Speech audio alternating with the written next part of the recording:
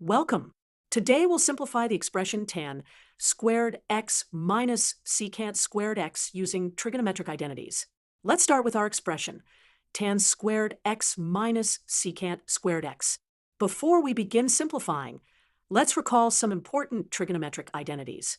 First, tangent is sine over cosine, and secant is 1 over cosine.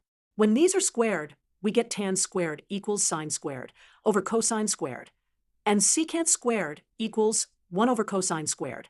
Let's substitute these identities into our original expression. We get sine squared x over cosine squared x minus 1 over cosine squared x. Notice that both terms have the same denominator, cosine squared x. This means we can subtract the numerators while keeping the common denominator. Now let's recall another important identity. Sine squared x plus cosine squared x equals 1. We can rearrange this to say that sine squared x equals 1 minus cosine squared x. Looking back at our expression, we can substitute 1 minus cosine squared x for sine squared x. This gives us 1 minus cosine squared x minus 1, all over cosine squared x. The 1's cancel out, leaving us with negative cosine squared x over cosine squared x. This simplifies to negative 1. Let's summarize what we did.